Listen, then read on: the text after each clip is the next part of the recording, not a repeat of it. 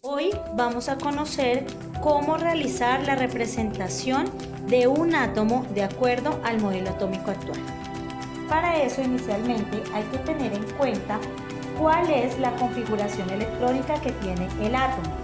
La configuración electrónica básicamente es una herramienta que se encuentra dentro de las tablas periódicas, pero que nosotros también podemos fabricar si no tenemos tablas periódicas siguiendo este esquema. Este esquema es conocido usualmente como esquema de gusano o de configuración electrónica.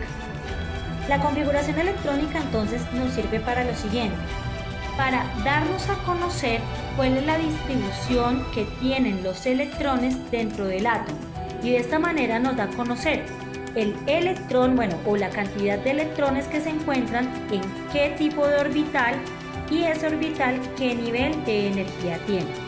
Recordemos que de acuerdo al modelo atómico de Born, los niveles de energía del átomo se hacen más grandes entre más afuera se encuentren del átomo, o sea, entre más se encuentren alejado del núcleo.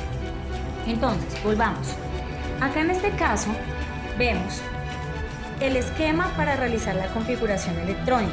Insisto, los números que anteceden a las letras nos dan a conocer el nivel de energía en el que se encuentra el electrón. Las letras, que pueden ser S, P, D o F, realmente me representan el tipo de orbital en el que se encuentra el electrón. Y estos superíndices que se encuentran en cada letra nos da a conocer cuál es la cantidad máxima de electrones que puede llegar a tener cada orbital. Por ejemplo, el orbital S puede tener una cantidad máxima de 2 electrones.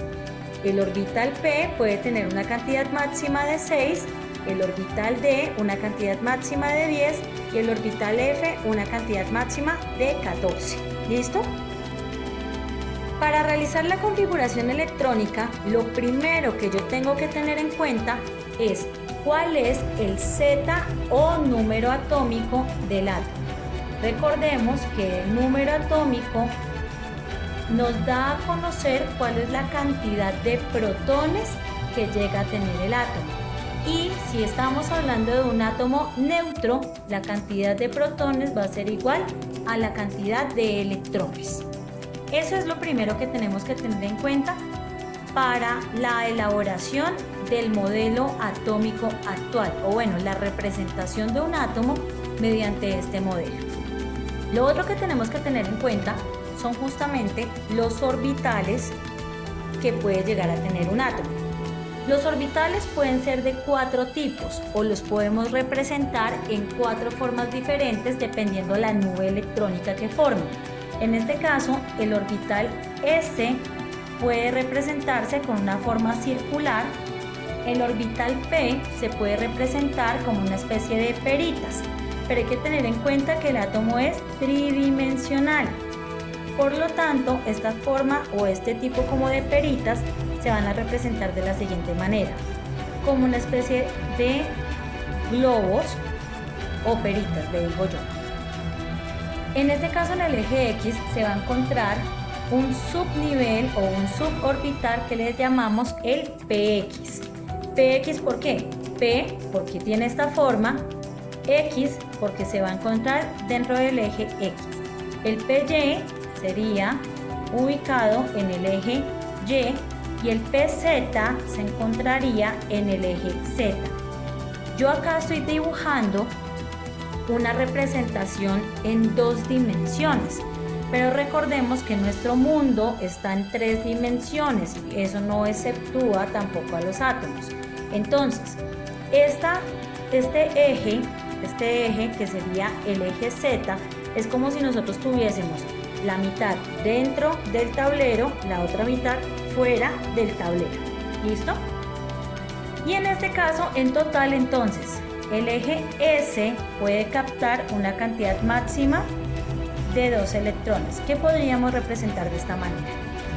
El orbital P puede captar una cantidad máxima de 6 electrones, 2 electrones por cada eje, 2 en el PX, 2 en el PY y 2 en el PZ, obteniendo así una cantidad máxima de 6.